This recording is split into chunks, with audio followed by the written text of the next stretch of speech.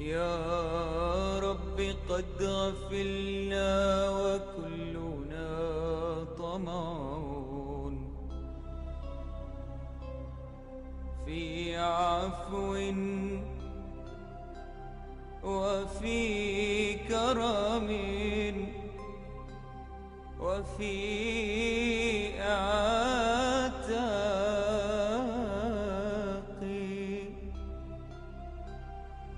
وجنة مع سيد البشر ندعو.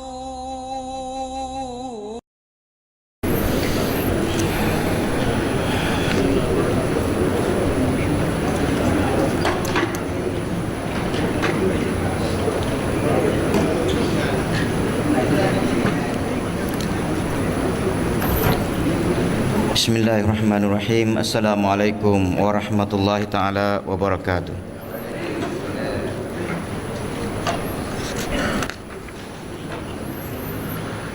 Muka surat 451. Anas bin Malik radhiyallahu ta'ala anhu berkata, Nabi sallallahu alaihi wasallam bersabda, yang bermaksud masjid-masjid itu akan dihadapkan pada hari kiamat berbentuk unta yang putih kakinya dari ambar, lehernya daripada za'faran, kepalanya daripada misk kasturi yang semerbak, dahinya daripada zabarjan yang hijau, dituntun oleh para muazzin dan didorong oleh imam-imam, lalu berjalan di lapangan pada hari kiamat bagaikan kilat yang menyambar, sehingga orang-orang berkata, itulah para malaikat yang mukarrab dan nabi-nabi utusan Allah. Lalu diberitahu, hai ahli kiamat, mereka bukan malaikat mukarrab dan bukan nabi utusan Allah. Mereka adalah umat Muhammad sallallahu alaihi wasallam yang menjaga sembahyang 5 waktu.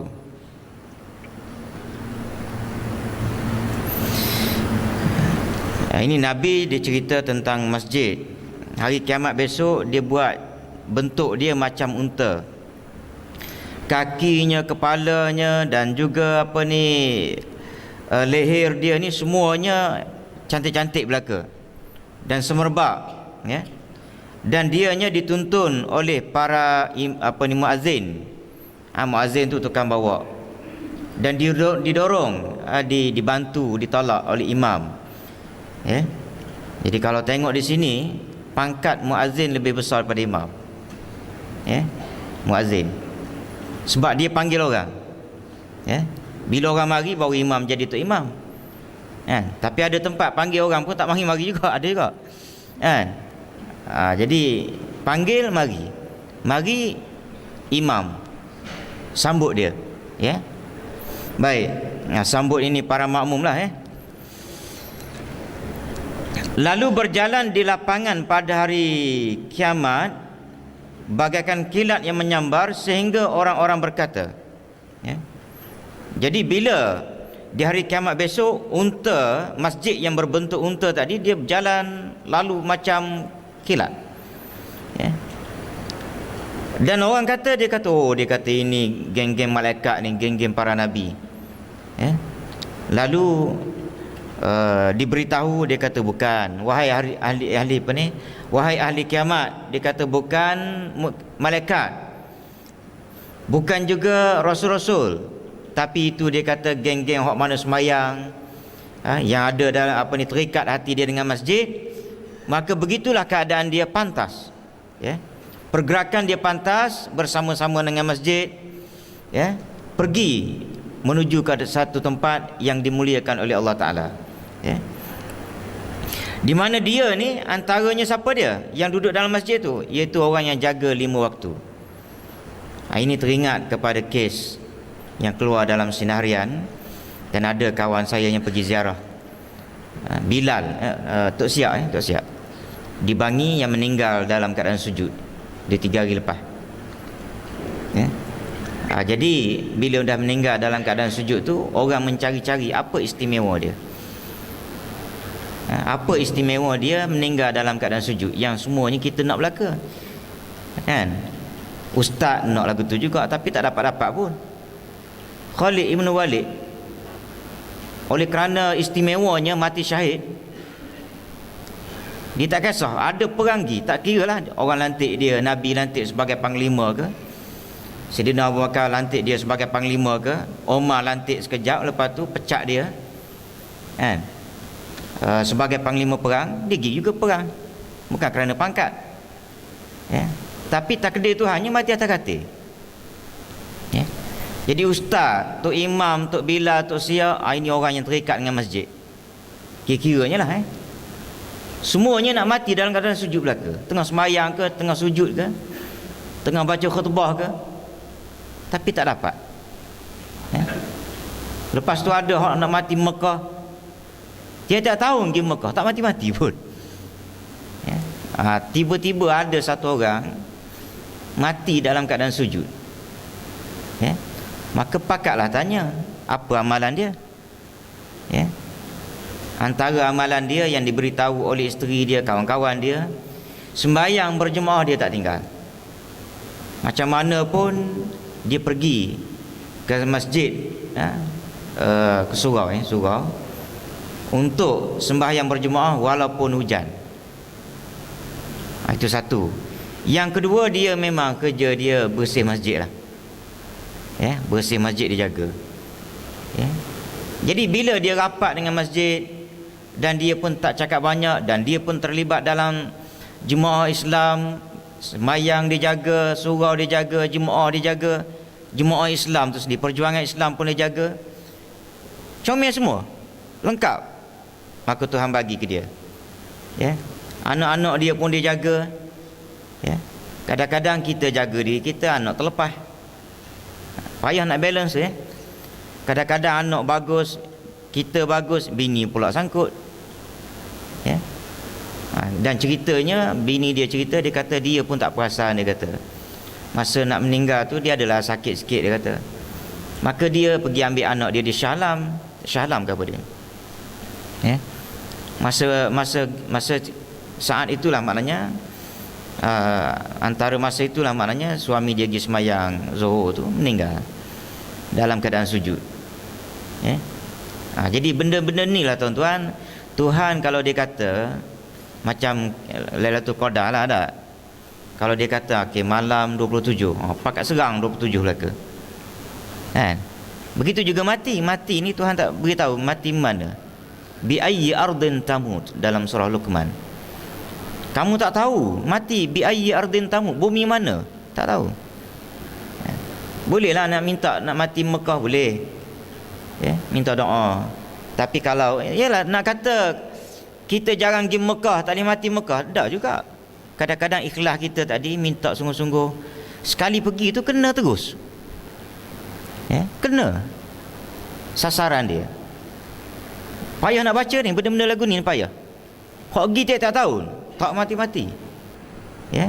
Memang dia minta pun nak mati Mekah, sebab hak mana cerdik sikit dia mikir, daripada aku mati Malaysia, baik aku mati Mekah, kan? Minta lah nak mati Mekah. Mungkin umur dia 55 mati, ya. Takdirnya apa dia? Mati di Greenwood, catatan dia. Tetapi mungkin dia minta itu, Tuhan pindah sikit, minta dengan ikhlas hati, minta nak mati Mekah. Dia pergi satu kali buat umrah ke mati Mekah, ya. Dipanggil ajal muallaq, ajal mabrum, ya. Ada muallaq ni, apa ni, mabrum, dia tak boleh pindah dah. Apa dia? Mati, tak boleh minta doa kepada Allah Ta'ala supaya jangan mati, tak boleh. Tuan-tuan minta pun memang makan mati. Itu ajal yang tak boleh dipindah, dia panggil. Muallaq boleh pindah. Mati di Greenwood, minta doa nak mati Mekah dengan ikhlas hati, mati sungguh Mekah, ya. Ataupun nak mati masjid dengan cara yang baik, macam imam-imam kita duk baca, kan, wahai Tuhan, akhiri hidup kami ni dengan bihusnil khatimah wala takhtim, ya, dan jangan akhiri hidup kami ni bisuil khatimah. Doa, dan kita hayatilah bila imam baca tu, ingat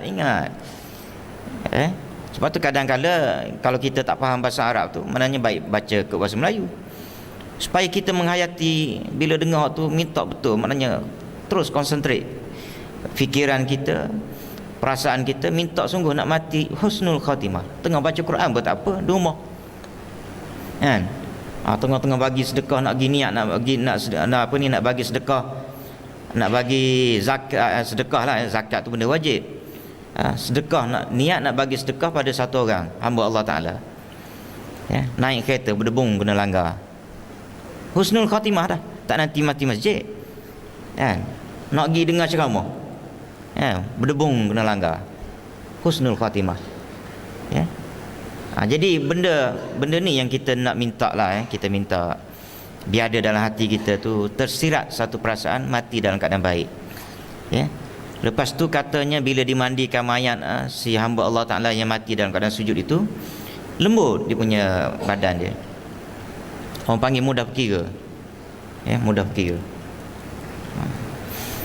Ali bin Wahb bin Munabbih ni berkata, kelak akan dihadapkan masjid-masjid pada hari kiamat bagaikan kapal bahtera yang berhias permata yakut, maka memberi syafaat pembelaan kepada ahli-ahlinya. Masjid ni dihiaskan macam kapal, ya, maka diberi pembelaan dan syafaat kepada geng dia, ya. Senang cerita, mudah bahasa. Siapa geng dia? Hak mari surau masjid lah, ya, hak mari surau masjid, hak jaga masjid, ya.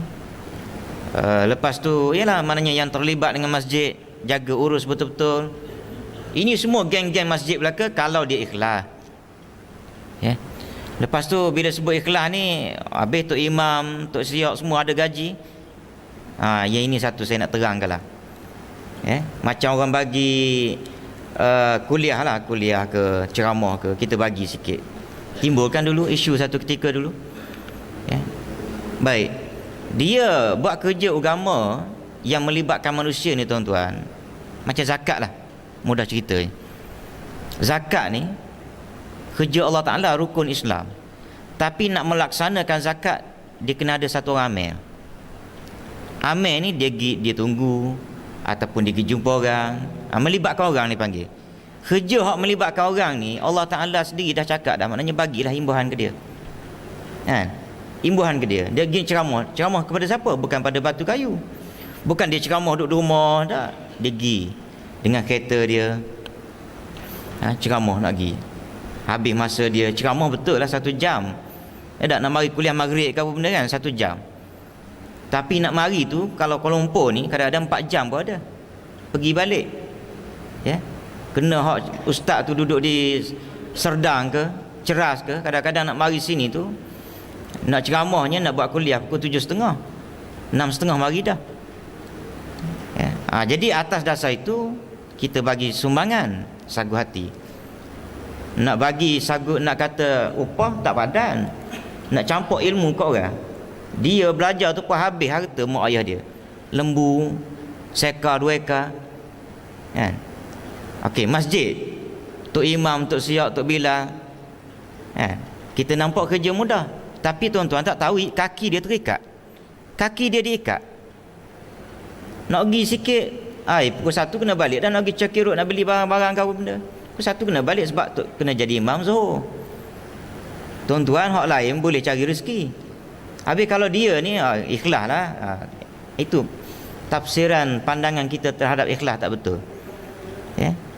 Kita bagi, lepas tu kalau dia ikhlas ke apa, dia kata dia pun dah banyak duit dah apa, okey tak apa, terpulang pada dia lah. Dia nak campur dalam tong, kita ada tong banyak, ataupun nak bagi pada orang lain fakir miskin ke apa benda, itu hak dia pula.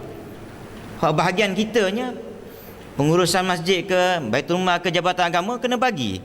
Ustaz-ustaz duk mengajar di sekolah agama apa, kena bagi, ya. Macam Selangor ni untunglah kerajaan sekarang ni mana bagi kelas fardu ain pun tinggi, 1,500, kan.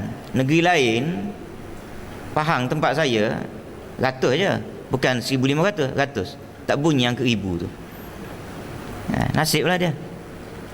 Bagi, lepas tu bila dia bagi banyak, orang ni tak mikir benda lain lah. Dia mikir nak ngajar budak. Kalau bagi 1,000 tuan-tuan, itu duk mikir meniaga lah, buat direct selling lah.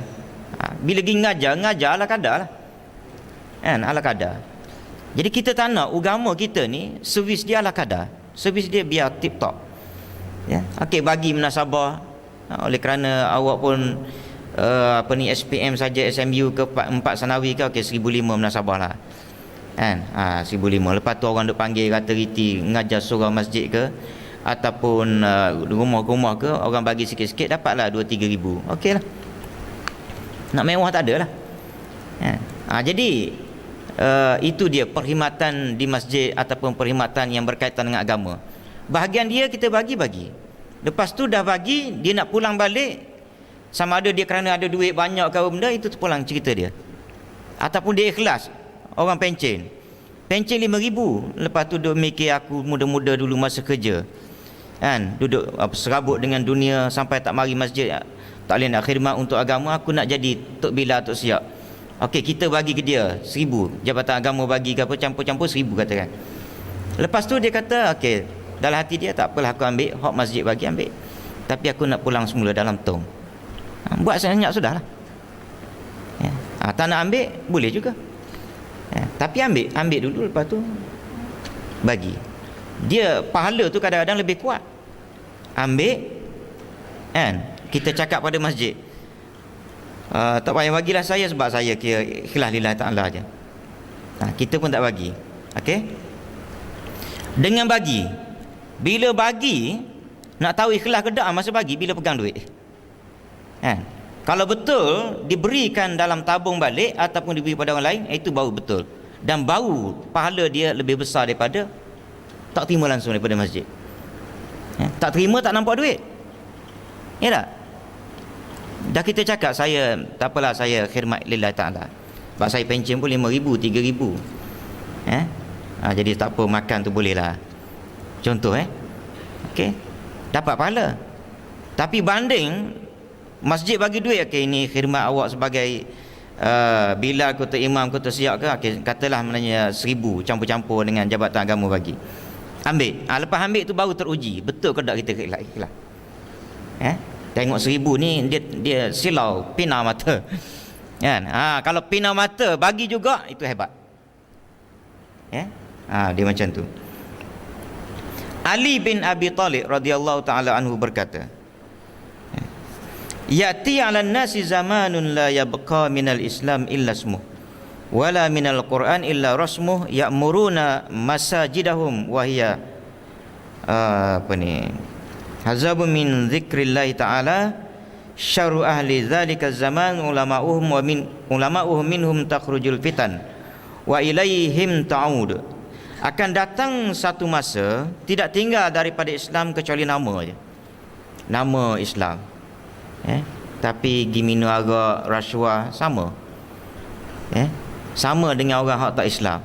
Kadang-kadang rasuah ni orang tak Islam lagi bagus. Difahamkan indeks kerajaan Singapura lebih baik jika dibandingkan dengan Malaysia. Kan? Indeks rasuah tu, dia punya kedudukan ranking, Singapura tu lebih baik daripada kerajaan Malaysia yang dipimpin oleh orang Islam. Singapura orang kafir, tapi tahap perbuatan amalan rasuah di kalangan pegawai kerajaan rendah. Malaysia tinggi. Saya tak ingat dia punya tu dia.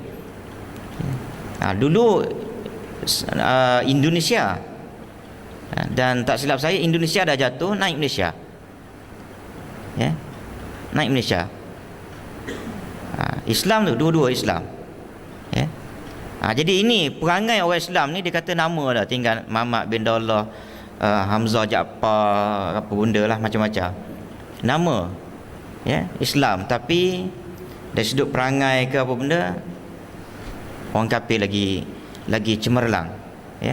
Sebab tu orang kata di Jepun, dari sudut kerja ke apa benda, kalau masuk Islam sikit habis, kalah kita Melayu ni. Hak Islam kalah tu Arab. Tepat masa kerja kuat, janji, kan? Macam orang asli yang saya cerita. Orang asli berjanji tepat masa lebih baik daripada orang Islam yang ada sekarang. Termasuk ustaz-ustaz ke apa benda tak kira. Janji kalau meeting pukul 10, 10. Orang asli kalau meeting, kalau kita nak jumpa dia pukul 11, pukul 11 tepat dia mari. Tak ada jam. Ustaz yang ada jam, cakap ke dia meeting. Meeting apa? Meeting usrah ke apa benda. Pukul 10 mari pukul 11. Ada jam. Lepas tu baca wal asri innal insana lafi khusr. Menipu belaka. Tak jujur pada diri sendiri dan tak jujur pada Allah. Baik. Yang kedua, Quran. Dia kata tinggal tulisan je. Rumah kita ada Quran tapi tak dibaca. Anak tak baca, pak tak baca, isteri tak baca. Kemudian ya'muruna masajidahum. Mereka membangunkan masjid padahal masjid itu kosong. Dari zikrullah, daripada ingat ke Tuhan, daripada orang panggil sembahyang ke qiyam. Sebab tu saya tak nak tiru masjid-masjid lain. Tiap-tiap tahun pembangunan lebih hebat daripada majlis. Pembangunan tu setiap tahun pembangunan tu ada. Sekejap buat tu, sekejap buat ni, sekejap tambah tu, orang tak mari. Jadi untuk trip selagi diamanahkan pada saya sebagai nazir, kita akan fokus pada biar orang ramai dulu. Biar orang ramai. Lepas tu kita belanjakan agak lebih sikit untuk meramaikan orang tu. Termasuk kita ambil imam hafiz. Entah-entah lepas ni pun kita ambil seorang lagi ke imam hafiz, supaya orang panggil, orang suka datang ke sini. Orang suka tu kerana apa dia? Oh, masjid ni hebat. Hebat kerana kita ada imam hafiz. Kadang-kadang orang nak mari masjid ni pun dia tengok kehebatan dia. Orang tak heran dengan cantik apa benda ni. Sebab kadang-kadang cantik tu orang masuk berserabut. Tapi bukan bermakna kita tak nak cantik. Cantik lepas tu orang ramai, itu lagi bagus. Ada, wallah alam, saya tak tahu. Ada 2-3 orang yang cerita kat saya, dia datang masjid ni, dia kata tenang jiwa masjid ni. Dia cerita kat saya lah. Ada 2-3 orang. Itu hak dia cerita, hak tak cerita kita tak tahulah. Jadi hak tu yang kita nak, keberkatan tu. Berkat ni maknanya antaranya tenang jiwa. Itu berkat.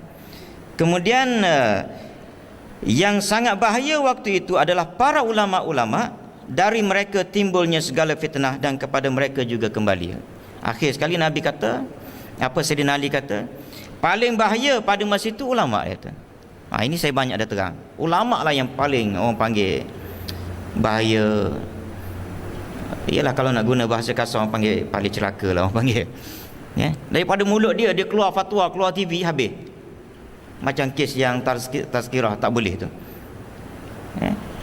Kucak-kacir habis.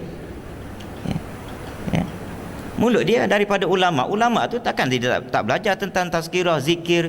Zikir itu apa dia? Zikir yang paling utama tu tazkirah lah. Kuliah. Jamilun an tazkurallah.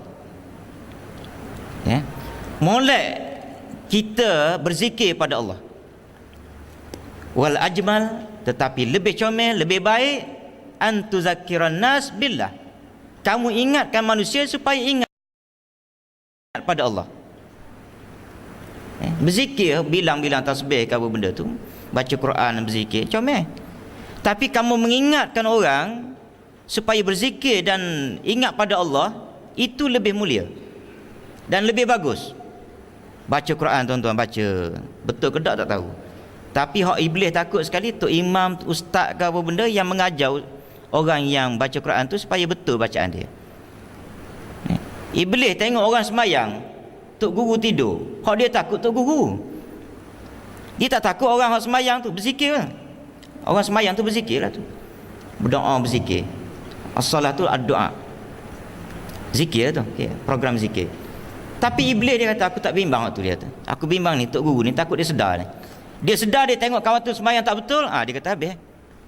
Kerja aku ni supaya orang ni pakat masuk neraka belaka. Pakat masuk neraka belaka. Antaranya apa dia? supaya jangan semayang. Kalau semayang aku suruh dia tak betul. Supaya jangan baca Quran. Bila baca Quran jangan betul baca Quran dia. Itu tugas aku. Jadi bila tengok ada orang membetulkan orang bacaan membetulkan bacaan Al-Quran, membetulkan orang semayang, itu yang ditakuti oleh iblis. Tiba-tiba ada mufti ke ekskul agama ke larang orang mengajar agama. Tak kecelaru habis. Inilah dia kata. Sebab tu dalam ni Sayyidina Ali kata, paling jahat dia kata ialah yang sangat bahaya pada waktu itu, syarru ni dia sebut bahaya, syarru ni jahat. Cuba tanya ustaz, syarru ni mana apa ustaz? Jahat. Syarrul bariyah, khairul bariyah yang kita baca, inna anzalnahu fi lailatul apa ni? Inna apa tu? Yang akhirnya syarrul bariyah dengan khairul bariyah tu. Kan? Wa may ya'mal mithqala dzarratin khairan yarah. Khairan yarah tu apa dia? Hak baik akan diperlihatkan. Walaupun sebesar zarah. Wa may ya'mal mithqala dzarratin syarran yarah. Siapa buat jahat, walaupun kecil, akan diperlihatkan. Syarrun ni maknanya sejahat-jahat manusia ialah ulama. Daripada mulut dia keluar fitnah dan kembali pada dia juga. Wallahu a'lam. Malam ini imam luar akan datang, sebab semalam tak dapat dia bagi tarikh hari ini. Imam tu pernah datang dah, Ustaz Muhaimin, yang Melayu tu. Dan sumbangan untuk tahfiz sebelum ini kita kira tak habis, sebab ada dalam sampul surat tu kita tak kira. Jadi jumlah semalam kita kira 4,500.